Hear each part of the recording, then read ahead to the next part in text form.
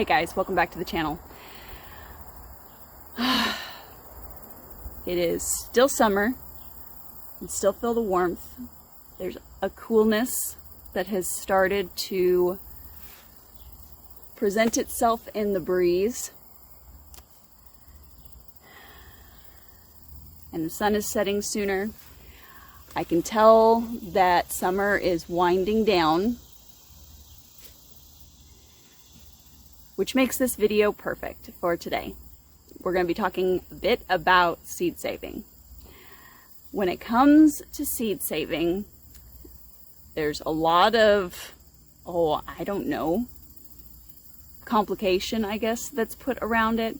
And honestly, people have been saving seeds for centuries now. So I think we need to stop just overcomplicating it and just do it. And I'm going to be talking particularly today about summer garden seeds because that's what I have out here still currently.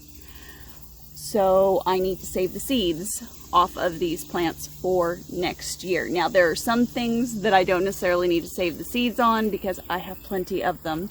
But then there are other things that I definitely need to save the seeds off of. And I'm going to walk you through how to do that. You will probably see an outfit change in here because I'm going to be doing this interspersed in the middle of my day doing a bunch of other things. So just to let you know, you will probably see an outfit change because we will have to head to the kitchen for me to show you part of this. But let's head over to the bed that has our pepper plants and we will start talking about this here. Okay, let's go. Got a wee bit of damage on this fella here, so I'm gonna pull him. All right, so saving seeds for peppers, what we will talk about first. It can be a little bit more challenging to do. The main reason that I say that is only because you really need a fully ripe pepper plant in order to have proper, I guess you could say, germination of the seeds. So what that means is these are hatch green chili peppers, but hatch green chili peppers still will turn orange, yellow, orange, and red. And red is actually when they are technically considered fully ripe. Granted, we eat these New Mexican hatch chili peppers when they're green, hence hatch green chili peppers, because that's just what we have done culinarily in this country for, 100 years now. But I am attempting to stabilize these peppers to our region. In order for me to do that, I need good, viable seeds. So, that's what I'm going to do. So if you are ever plagued with runners in your hose, put them on your pepper plants. What I have done is I've identified a really good pepper, and actually let me bring you over here and turn you around so that you can see what I'm talking about. Okay. Let me get you in here around all this foliage. Sorry guys, there's a ton of it. All right, so see this guy right here? Nice, straight, beautiful pepper. A little bit of damage there, so it's not perfectly ideal, but there are more options over here.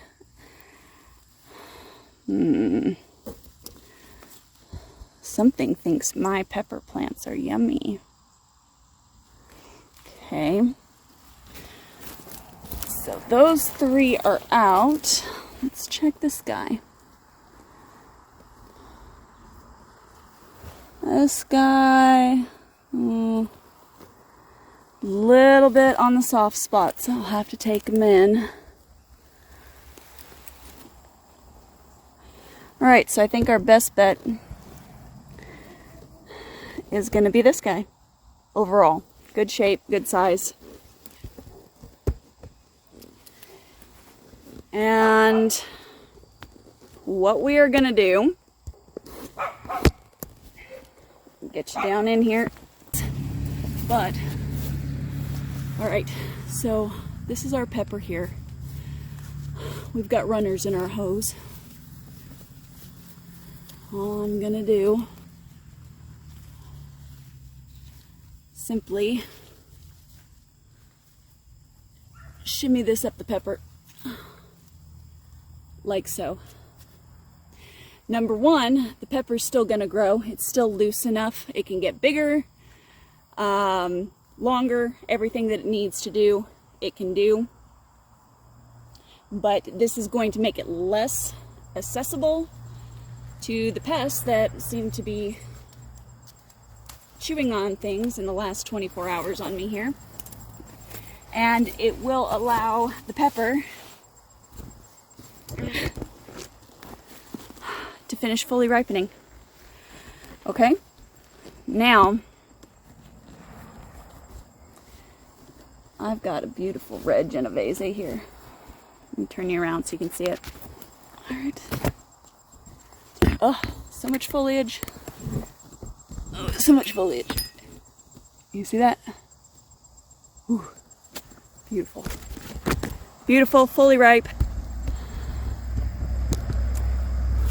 Gonna be perfect for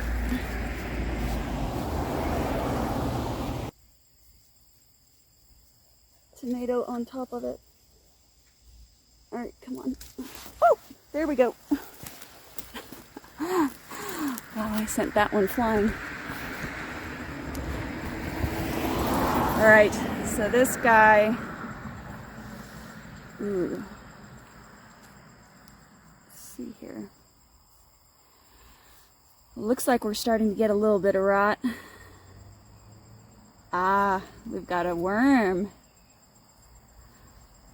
Here. I don't know if I can.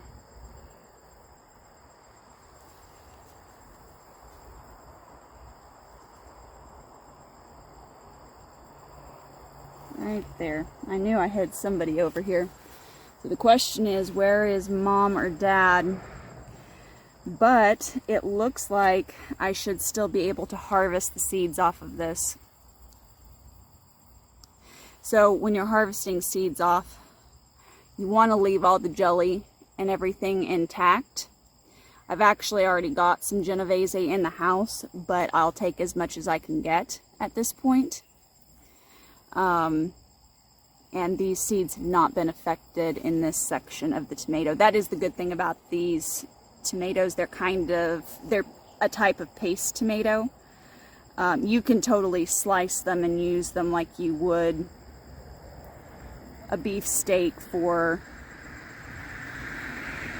hamburgers and such, but it's got multiple holes throughout, little cavities where the seeds are, and that little baby worm hadn't gotten that far yet.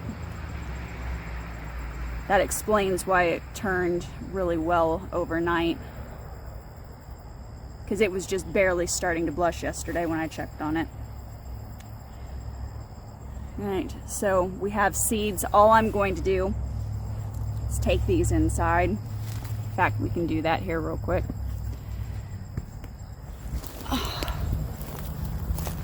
That'll save a little bit of time. I've got this container. This is Genovese seeds already going. There's about a quarter cup of water in there. And I use distilled water. Purified water would work fine too. Try not to use just straight tap water if you can help it. Some of the chlorine in our regular tap waters, like city water situations, will affect the germination rate of your seeds. So that's the only reason that I say that. So yeah, then you just put it in the water. You leave it for 3 to 5 days. Put it out on a towel, let them dry completely, so that they don't get moldy, because you don't want moldy seeds later. And then put them in, you want to store them in something that's going to keep them dry, so whatever suits your fancy, plastic bag, an envelope, whatever you like, and then call it good until next year. Okay? Alright, now tomatillos are a little bit of a different story.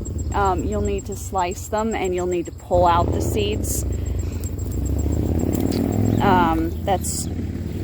It's a slow and tedious process, I'll grant you, but it's also a necessary process.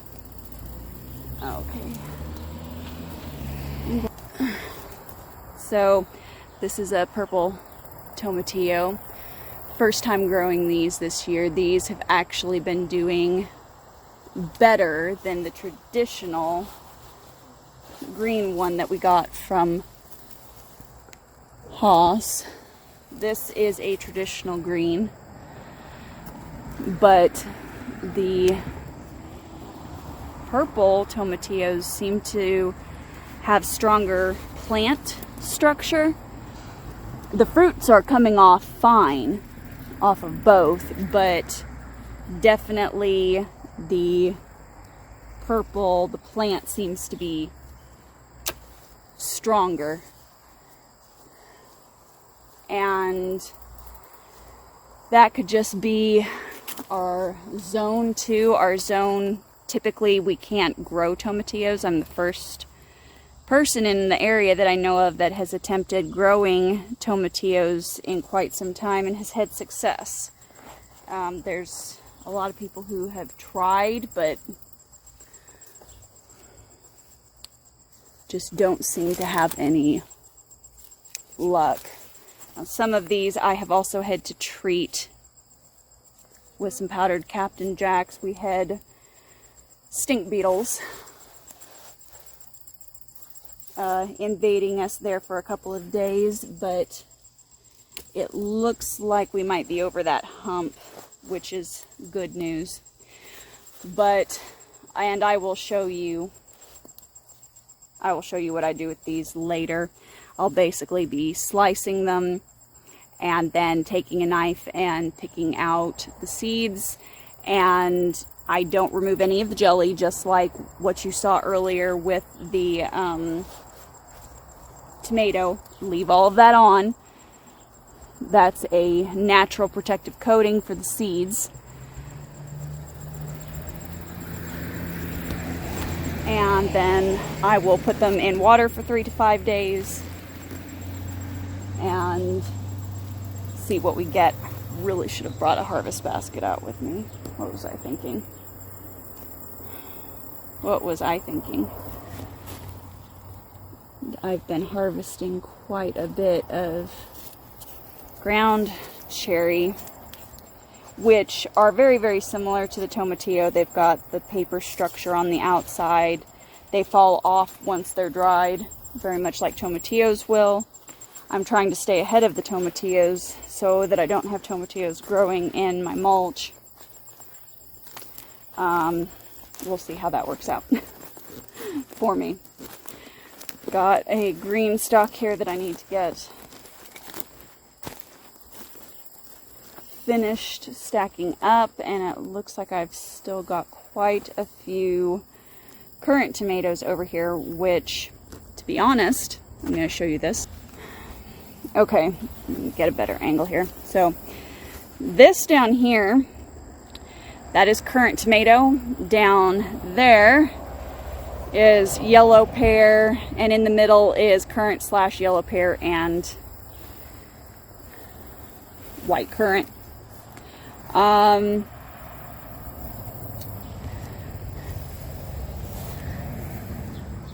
So when I am harvesting this type of a tomato, you can see we've got clusters. The yellow pear does something similar. The clusters do tend to be smaller, but you can see they come up in groups. Okay, so when I'm picking a cluster, if there's one on it that has gone soft, so see this guy right here, I go on ahead and I pick everything around it like so, and then kick them off into the bed. I'm basically re-sowing my own seeds in this situation. I am very accepting and very fond of volunteer plants, things that will just come up on their own without me having to intervene or do anything. I'm just very fond of that. Call that the lazy gardener in me, if you like, but it's just convenient because technically the seeds are already here. They're going to break down correctly over the season, and then into winter they'll have their dormant period, and 9 times out of 10 volunteer plants come up stronger than if I had intervened and seed started my own, which this variety is a strong tomato anyway, because I really did think it was a dead plant, and it was my mom who told me go on ahead and plant it anyway. I went, okay, I'll give it a whirl. Not going to stick too many of those in my pocket because they are very delicate. They do not like to be pressed up against other things, and I've got quite a few tomatillos in my pocket right now. All right, well, I think that's all I've got for you at present. I need to check on a few more cucumbers in there, and I will meet you inside and show you how I take the seeds out of the tomatillos and how I do the same thing with the ground cherry, and then of course our cucumbers. Okay, it's pretty simple, pretty easy, very straightforward. All right, see you in a bit. Okay guys, so it's later in the evening, and at this point it's almost time for dinner. And I'm going to show you what I do with the cucumber here. This is going to be one of the Ashley cucumbers. And the dogs have been loving cucumbers, so I'm just going to give them this one. But first, as you can see, I'm just sort of squeezing it. It's a nice crisp cucumber, and as I'm squeezing it, all of the seeds are popping out. This process can be slightly messy, but it's a lot of fun. All right, and that's totally still edible. Now I've got some of the cucumber seeds that I had saved yesterday from another Ashley cucumber, and all I'm going to do, I'm gonna keep the big pieces of the jelly out, but I'm just gonna do that. Okay, now I'm going to try and save as many seeds as I can. I don't know how much you have been paying attention to what's going on as far as seeds and things are concerned, but before much longer, seeds are going to turn into their own form of currency or trade item. And so I am prepping personally against that day, because one way or another I'm going to need these seeds either to grow or to use in trade. Now you can do this exact same thing with a cucumber from the store, from your local farmer's market. It doesn't really matter. Of course, there's no guarantee that it's not a hybrid seed, and you may get one of the parent plants that hybrid seed came from, or you may get something completely different. Kind of just depends. But that's what you do with a cucumber extraction. You can also do this method with tomatoes too. I really generally don't have to. especially when I go to just like slice them for hamburgers or sandwiches. For the most part, the gel and the seeds just come out, and I just scoop them up and then save them like I showed you earlier today. All right, so I'm gonna go on ahead and I'm gonna give these to my dogs for dinner, and I will see you guys a little bit later, and we will dissect a tomatillo and harvest some seeds off of that, okay?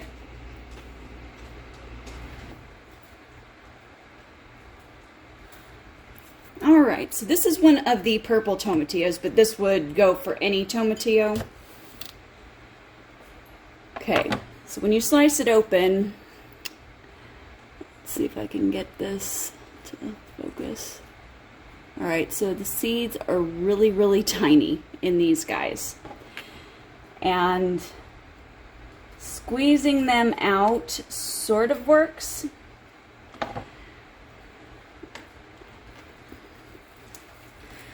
But not as well as with the cucumber or the tomato.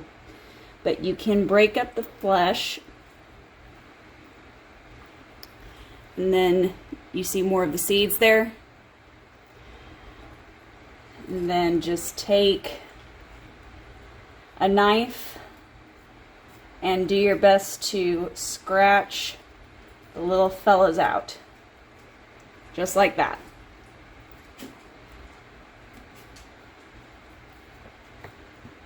Once again, you can definitely use the tomatillo that you get from the store.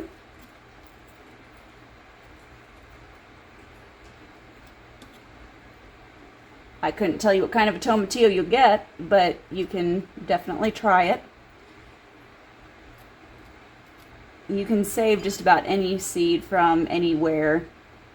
I have known people to save seeds from tomatoes that they have tried in restaurants that they just absolutely love the taste of, and they went on ahead and basically pulled the guts out of it with the seeds, wrapped them up in a napkin, took them home, and then put them in a jar of water.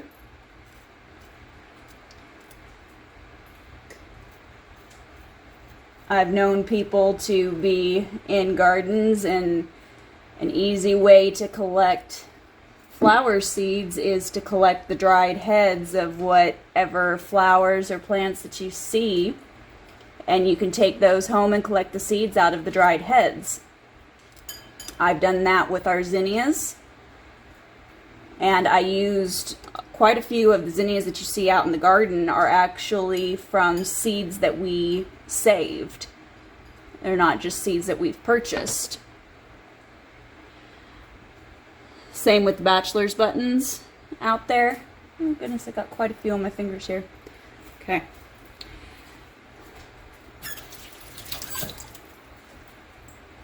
And got a bit of distilled water here.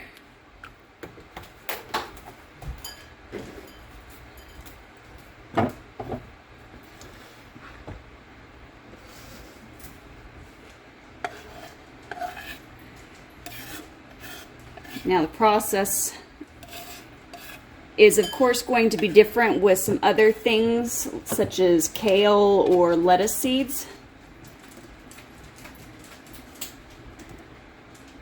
You have to let those go to flower and then collect off of them. A lot of herbs are the exact same way, but it's not hard.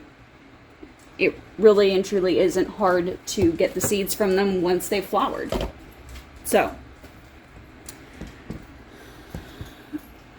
okay, so that is our video on seed saving. Now, as I said, there is the shortage issue that a lot of seed suppliers are mentioning, and garden centers are alerting people also. If you have any questions or comments, please leave them down below. But what I am also doing, these are the seeds that I saved off of a green hatch pepper. Now, you can get some of these seeds to germinate, so I'm going to do an experiment this next year. I want to see how many of them exactly I can get to germinate, because I have absolutely no idea. I need to stick those in some water, actually, as well. But green pepper seeds are not supposed to germinate as well because they just aren't fully ripe up. They're just not ripened. Ripened, that's the word I'm looking for. They have not fully ripened, so therefore the seeds are not as mature and not as viable. If you are saving beans, go on ahead and just leave them outside on your bean plants. Wait for them to dry out, and then you can collect literally the inside seeds are inside. You just split them open and there they are.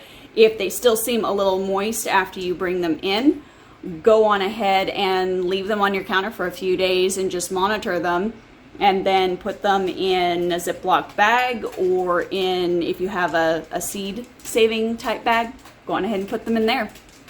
But seed saving is really, really simple, guys, and I would really, really encourage you to start doing that, especially since right now we're in full-time harvest season, and it's really, really easy to get a hold of food items that you can take the seeds out of and still eat the food itself.